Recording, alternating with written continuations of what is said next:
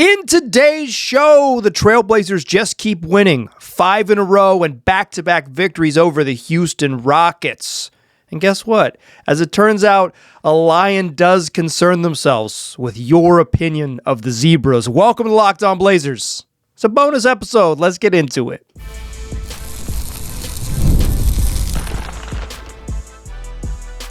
You are Locked On Trailblazers, your daily Portland Trailblazers podcast, part of the Locked On Podcast Network. Your team every day. What's up, world? It's your past first point guard and Trailblazers reporter, Mike Richmond. You're listening to another episode of Locked On Blazers, part of the Locked On Podcast Network, available wherever you get podcasts and also on YouTube. Thanks for making this show your first listen, coming at you each and every weekday, Monday through Friday. So make it a part of your daily routine. Make it your first listen. Tell your friends to do the same. It's Locked On Blazers, your team every day. In today's episode, a bonus episode of the podcast. The Blazers just keep winning. They're good now. 111-105 over the Houston Rockets. Back-to-back wins over the Rockets. 5 in a row. 6 of 7. Woo! They're hooping. 7 of 8, I actually think. Sorry. I apologize. 7 of 8, 5 in a row. We're going to get into this game. We'll do our fastest recap in the West. Toumani was hooping. Duop made an appearance and was really useful. Deni Avdija kind of got taken out of the game in the first half and then delivered in the final minutes. Plus, in the locker room, he addressed the Tari Eason comments about the Zebras. And I'll play you that audio in the show. It's a bonus episode with bonus audio. We're doing all types of bonuses. Let's get into a fastest recap in the West. Blazers down 1 after 1, but Toumani Camara started out hot. 4 of 4 in the first quarter from 3, including the last 3. He's feeling it. He said, I'm going to walk into this one. Stepped into a left wing 3, cash off the dribble, a pull-up heat check. Yes, he was indeed still hot. Dude stole the opening possession. The first pass the Rockets made in the half court. Toumani steals it. They're trying to get the ball to Kevin Durant and goes in for a dunk. He has the first 11 points of the game for the Blazers, and Deni Avdija scoreless in the first quarter. The Rockets, after playing, mostly straight up and then a bunch of boxing one against Deni Avdija in the first meeting on Wednesday, and Deni lit him up for 41. They said anybody but Deni, and they blitzed him. And blitz meaning that every time they set a screen, they would send 2 to the ball. They would double team him away from the rim and just force the ball out of his hands. And Deni just had to keep making the right play and making the right play and making the right play. I think it was a combination of Deni just like accepting that, and then he didn't play very well off of it in the first half. Blazers down 1 at halftime. Deni goes just 1 of 7 in the first half for 6 points. Some of that is just he's accepting what the defense has given him. That's like that you have to do that. It's just sort of the responsibility. If you're going to get double teamed, you got to play the game the right way. But he admitted afterwards that he struggled early, right? But the Blazers didn't struggle without their star. You would have assumed, if you've been watching this team recently, that if Deni has 6 points and is 1 of 7 in the first half, the Blazers are, down double digits and they're going to have to make a push. But Caleb Love has 10 points in the first half. Shaedon Sharpe had 13 in the first half, and I thought he was, he was maybe not super efficient, but I thought he provided the offense they needed. And Toumani 18 in the first half after a big old first quarter. Houston 2 of 15 from 3 in 2 games in Portland this week. The Houston Rockets shot 18 of 80 from 3. 18 of 80 from 3 in 2 games. Just bricks. Brick City. They couldn't make shots. But they're still up 1 at halftime. And the Rockets hadn't led by more than 6. It had been a close game. There were 11 lead changes in the first half, 24 lead changes overall, a great back-and-forth game. But the Rockets kind of start to pull away in the third quarter. Reed Sheppard comes alive. He has 11 points in the third. He hits 4 of 9 shots, including 3 threes. Blazers are shooting bricks. They're 8 of 24 from the field in the quarter, and they're down 13 heading into the fourth, 90-77. And this game looks like it's on the ropes, right? Because Deni hasn't really been unleashed yet. He played a lot better in the third quarter, but it's not like he's dominating the game. But he was certainly his third quarter was the best he had played to that point in the game. But they're down 13, and the Rockets are finally making some shots.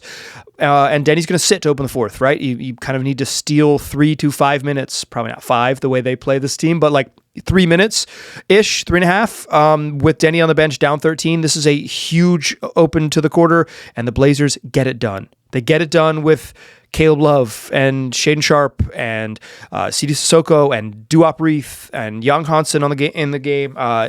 Coming out of halftime, the Blazers announced that Rob Williams was out with, they didn't give any details, but a right knee injury. I asked Tiago Splitter after the game. He just said he's, he didn't feel good, so they didn't play him. I'm worried about that. Rob Williams' knee injury is worrisome, especially it didn't seem like there was an acute moment. It seems like he was just having some knee soreness, and he's been missing all of this time this year, recovering from left knee surgery that he had in March of 2025. And he's been, when he's missed time, and when he missed time to begin the season, it was left knee, and now this is the right knee. I don't like it. I'm worried about it. Back to the ball game at hand. That's why Duop Reith is on the court, and Duop Reith hooping. Blazers open the fourth quarter on an 11-0 run. Start as a 9-0 run. And Caleb Love stepped into a three-pointer with 9 minutes and 44 seconds. Cash. At that point, it's a 9-0 run, as I said. But it's also Caleb Love's fourth three-pointer of the game, which means it's over. The Blazers have already won. Cash your bets. It is a Mike Richmond guarantee that if Caleb Love hits 4 three-pointers off the bench, the Blazers are going to win. Check the stats. Check the stats. My team winning, as they used to play in the Moda Center. It's not a thing I think. It's not a thing I hope. It's a thing I know. That's a guarantee. Caleb Love hit his 4-3, 9:44 left. Is stone cold lock. Blazers are going to win this game. Blazer. I don't know if I was that confident on press row, but I'll toot my horn now because it's fun. But the run ends actually. Shaedon Sharpe drives on a pick and roll with Young Hansen and finds Hansen in the paint for a little push shot, cuts the lead to 88-90. All of a sudden, the Blazers' 11-0 run in 3 minutes at the 9-minute mark have erased a 13-point deficit. It is a ball game, but the Blazers don't take the lead back until the 3:10 mark when Deni hits a 3 off an offensive board and then adds 2 free throws on the subsequent possession, the following possession, and the Blazers are up 100-99 with 3:10 left. We got a wild 3 minutes coming, including this stretch right away, which is just the Rockets missed so many shots in this game, and they're about to put together 2 of the wildest brickfest possessions you're ever going to see. The ball swings to the corner to Jabari Smith Jr., and Jabari Smith Jr. steps into a corner 3 and misses it off the side of the backboard in a tribute to Al-Farouq Aminu. Chiefs ghost through the ether to push a mostly open catch-and-shoot corner three-pointer to the side of the backboard. Jabari Smith went 6 of 21 and 0 of 10 from 3, and that one didn't even touch the front of the structure. Blazers get the rebound. Deni drives, gets fouled, hits 2 free throws, and all of a sudden they're up 3. Rockets get the ball back, down 3, clock ticking towards, under 2:40 left. Amen Thompson, as the ball swings, the Blazers are playing this zone defense and really packing the paint against Thompson. They're under the foul line saying, Thompson was good in this game, but they're going to make him get to the rim. And he airballs the top of the key three-pointer. The Rockets have 2 possessions under 3 minutes in a 1-point and then 3-point game, in a single possession game where they fail to hit the rim on 3-point attempts. Thompson's not a shooter, right? He's a really, really good basketball player. He's not a shooter. Jabari Smith Jr. is, in theory, a shooter, right? The Rockets are one of the best shooting teams in the league. They're really low. They're second fewest 3-point attempts in the league, really low volume, but they shoot very well. They're a high accuracy team in general. They shot 18 of 80 in 2 games against the Blazers. Some of this is probably just ball don't go in, but the Blazers' magic just keeps on rolling. But the Blazers can't stretch the lead, up 3. Shaedon Sharpe misses at his own long jumper, and Amen Thompson gets into the paint and dunks. Dude's a wild athlete, and the Rockets up 1. Rockets down 1, but the Blazers just keep coming, and they swing the ball to Sidi Sissoko, double team with Deni Avdija, get the ball out of his hands. You got to find the open guy. They do with Sissoko at the top of the key, and Jabari Smith Jr. closes out hard on him, gets fouled. He fouls Sidi Sissoko. It was kind of a weak foul. Sidi definitely flopped. It was kind of a weak foul, but I thought he crowded his base and also probably got him on the wrist.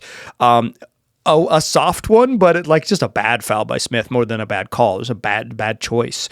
And Sissoko, the Rockets challenge, it's upheld. Sissoko steps to the line. Rip City baby, buries all three. Blazers up 4. Kevin Durant responds with a mid-range jump shot that you've seen before off another offensive rebound by the Rockets. They crush the offensive glass, the best offensive rebounding team in the league, and boy, do you feel it.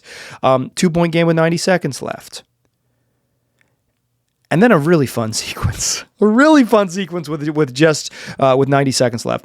Again, double team on Deni. Ball gets out of his hands. You find Camara on the wing. He gets a good look at a 3, misses it. C.J. Sissoko crashes the glass, grabs the rebound in traffic. A great aggressive hustle rebound, but as he's trying to kick it out, he's looking for someone on the Blazers. Oh, help me. And he doesn't find anyone. He can't find anyone. Instead, he finds Amen Thompson. Now, Amen Thompson, one of the best athletes in the world, is racing the other way in the paint.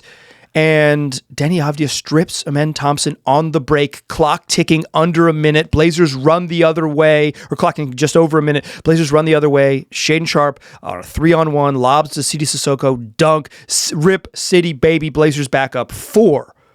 Woo-hoo-hoo-hoo! And then Rockets again. Down 4 with the ball, a minute to go. And off a missed shot, Deni Avdija dives on the court. To grab a rebound, ends up getting a jump ball with Steven Adams. Deni then hits the jump ball out of bounds.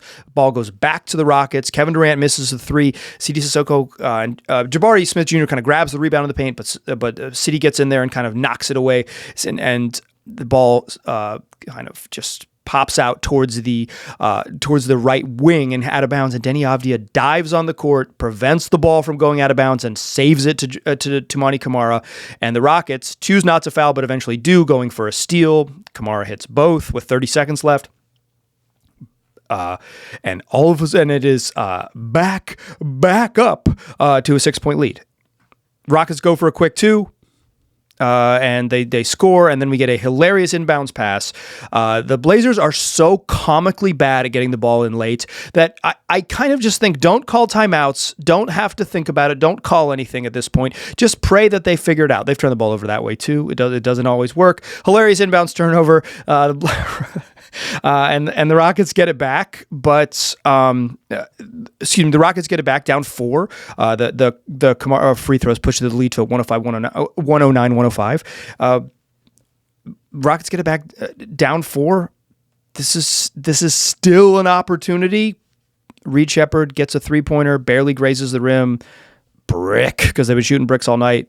Donovan Clingan grabs the rebound, hits 2 free throws to seal it. Rockets turned over one last time for good measure, and the Blazers win 111-105. What a freaking ball game. 5 in a row, 7 of 8. A career high for Toumani Camara, and a season high. 25. Sharpe had 20.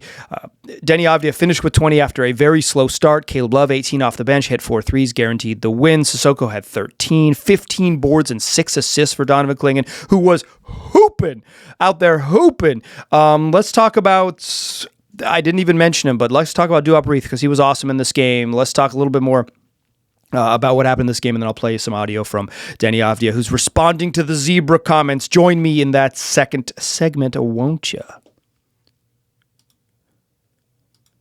First, though, let's talk FanDuel.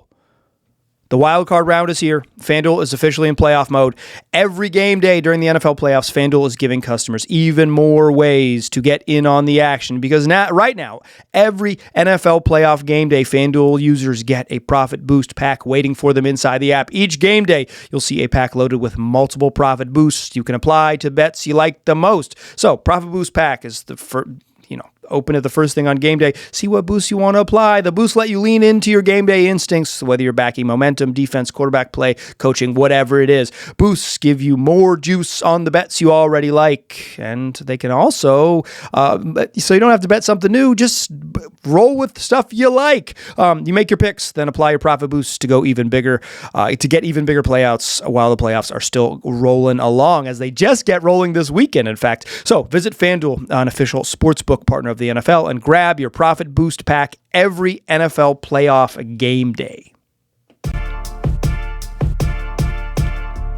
Still a pass first point guard, still Mike Richmond. Still listen to a bonus episode of Locked On Blazers. If you're new here and this is your first time rocking with the show, I appreciate you. We do this 5 days a week wherever you get podcasts and also on YouTube. And if you are always here, shout out to my everydayers. Make it official. Join the Locked On Everydayer Club. It's $5 a month, $5 a month, $50 a year. You get an ad-free version of this podcast and in the audio feed. Plus, you'll get access to the members-only Discord. Come hang, check it out, chat with me and your fellow Blazers fans. Okay, this game was nuts. I didn't even mention it. Duop Reith comes in the game, plays 10 minutes and 47 seconds to basically close the game. They need him, right? He plays a little bit in the third quarter. He blocks 2 shots, both corner threes. He blocked Josh Okogie corner 3. He blocked Dorian Finney-Smith corner 3. The Blazers blocked 3 shots total, and Duop blocked 2 of them in the second half. He only plays in the second half. He said, I talked to him a little bit after the game, and I asked him, do they tell you that Rob's hurt and you're going to have to play? I said, no, I didn't know. They tell you to be ready? He's like, they tell me to be ready every game, but it's been a long time. And he said, just his job is hard because he has to stay engaged, right? He has to stay engaged because he's not going to play most nights. And especially now that they're kind of giving more opportunity to Hunson, and Hunson's playing a little bit better and is not a total liability out there. The franchise is much more invested in Hunson, and if he's going to give them some positive minutes, and I thought he gave them some decent enough minutes tonight, hit a big bucket early in the fourth quarter, was on the court during that huge run to open the fourth. Then Duop's just not going to play unless something like this happens, a surprise injury. So you stay ready so you don't have to get ready. I thought Duop came in and really, really gave them a huge boost. Hit a huge 3 in the fourth quarter, ball kind of finds him on the right wing and he just steps into it. No hesitation, had 2 offensive boards, blocked 2 shots. He was awesome. The Blazers don't win this game without Toumani. He started 4 of 4 from 3, finished 5 of 11. If you're scoring at home, he was one of his final 7 threes, but he was huge. He had a rocker step. Toumani loves the jab step. If you watch him, my man's jab step. And he had a jab step that made Reed Shepherd fall down. He was awesome. He was great. Caleb Love, again, I mentioned Shaedon Sharpe, not a hyper efficient night, 22 field goal attempts to score 20 points. But, I thought he had some really nice passes in this game. He had 5 assists, but I thought he passed better than those assist numbers even suggest. And I thought because of the way the Rockets were guarding Deni,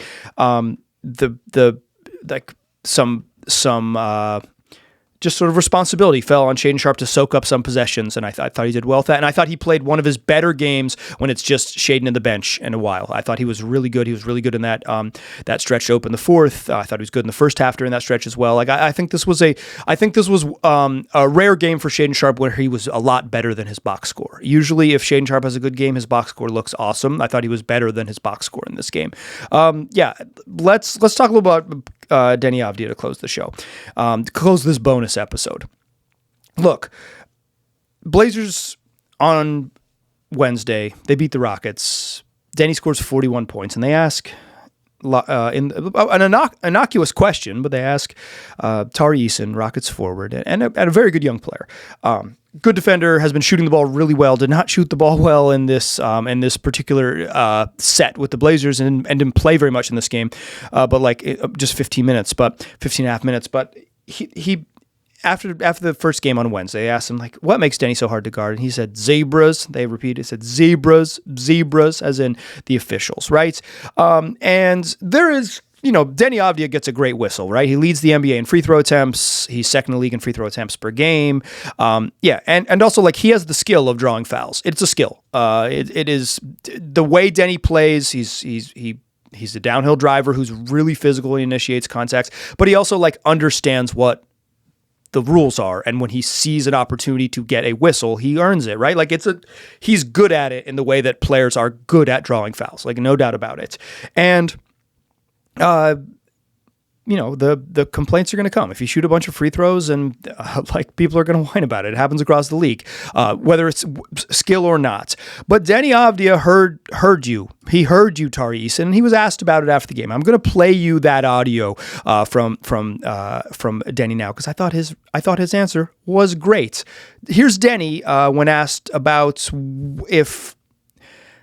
what the keys to the win streak, and then just him rolling along talking about Eason and Zebras. I don't think we're thinking about the runs or like the winning streaks. I think we're seeing one game at a time, but it's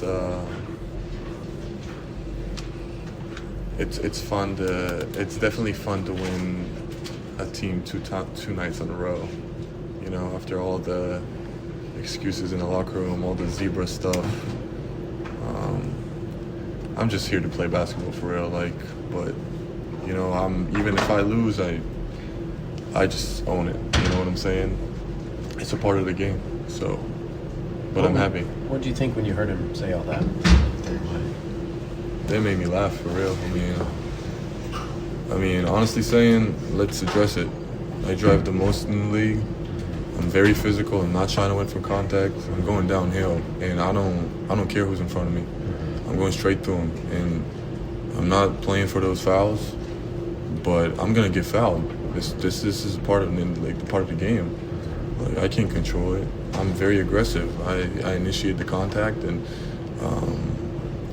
that's my game. But I'm just saying, you just need if it's hard to stop, it's just you gotta own it or do something else. But I'm very humble. I work hard, and I think I do make the right play every time, for sure.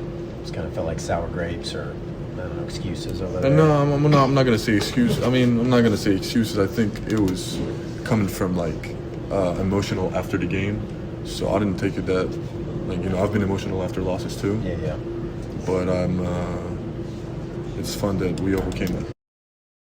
I'll add to Deni's comments there by saying that after he kind of talked to reporters, I think he was kind of feeling like, should I have said that? Should I have not said that? Like he was having a little bit of he was apprehensive about whether he should have made those comments. But I thought he handled it really well, because he answered it head on. He said, you know what, if I'm going to make the comment about I heard the excuses about Zebras, then answer it head on. Talk about it directly. If you're gonna mention it, say your piece. And I thought he did. I drive most of the game. Here's how I play. Here's what I do. I'm going to get calls. It's about my style. He's not going to be like, also, I'm really good at whenever anyone puts their hands below their waist that I just smash my arms through it and get a foul call. He's not. But he's the skill of drawing fouls. But I thought that was a great answer. And I will say, you could tell just watching him, and I recorded the audio on my phone or whatever, but I'm not filming because I think it makes for awkward interactions, and these people are humans, and it's better to talk to them as folks and not as part of the content machine, although they are, but just kidding, it's just part of the job. But when Deni smiled, this win meant something to him, and I think he liked to be able to crow a little bit about getting a little even with Eason in his comments. I thought that was I thought Deni handled that well, and I also thought it was just kind of a fun little moments where you could tell that he appreciated it, but he also handled it in sort of a professional way. I'll say this, Deni mentioned that he thought he didn't play very well in the first half, and I agree. He did not play very well in the first half. But the Rockets had to shift their entire game plan to shut him down. And then in the final minute, he gets a huge steal on Thompson. He dives on the floor to force a tie-up. He dives on the floor to save the ball, in the final in the final minute. He delivered when they needed him to deliver, and he made really key winning plays, and his teammates got him to those, that final minute by playing really well, because Toumani was so good in this game, because Caleb Love delivered, because Shaedon Sharpe did what he needed to do, because Doo-Wop gave him minutes. This is what a good team does. And I think the Blazers are just a good team right now. I was a little hesitant to, I think they've been playing really well, and I've said that a bunch here, but I was a little hesitant to crown them after the first Rockets win because that game was literally, a fingertip and a tenth of a second, less than a tenth of a second away from being a loss, and it would have felt very different after that loss. And that's sort of the fickle nature of basketball, right? You do the right thing, sometimes it doesn't work out. Sometimes you do the wrong thing and it does work out, right? Like sometimes you do give up a late offensive rebound and you do turn the ball over and blah, blah, it's just, it's all kind of can be a little bit fragile. But just the way they've played and this type of game where they responded in the fourth quarter and they responded without a monster game from Deni Avdija and they responded with, the bench and the young guys and two-way guys and rookie young Hansen on the floor and Duhop Reith, they are doing the things that good teams do, which is claw out and find ways to win, right? And the Rockets missed a cajillion shots, and the Blazers said we're gonna give a lot of attention to Kevin Durant, and Kevin Durant is so stinking good, and he passed Wilt Chamberlain on an all-time scoring list. He's an all-timer, right? And Kevin Durant had a pretty efficient 30 points, and the Rockets couldn't cash in on some open looks, certainly, but. The Blazers finding a way to win this game as they found ways to win recently, as they've pulled out close games, this is the mark of good teams. I can't believe that this version of the Blazers is the good team. If the Blazers were fully healthy and you were telling me they're ripping off wins in January and getting rolling, I'd say, yeah, I believe that. They have the personnel that if it had all clicked, it would have worked. But to do it with Sidi Sissoko, who was really good and provided energy in this game, to do it with Caleb Love, to do it with Hansen and Reith, to do it with this group and these are the guys and the way Deni has ascended. This is the mark of a good team. I don't feel compelled to make predictions about how far they'll go and how far they'll climb, but I know that when they go to the games now, it is not even remotely a surprise that they find ways to win. Not even remotely a surprise to find ways to win. They're a good basketball team that can't inbound the ball late. If you can get them into a late inbounding situation, they might lose. Other than that, they have found a freaking way. That's going to do it for this bonus episode. It ran longer than I thought it would, but I had a lot to say. Tell your friends about the podcast. We'll come back and do 5 of these next week. That's what we do. We're probably not going to do 6 next week because that's kind of the nature of the beast.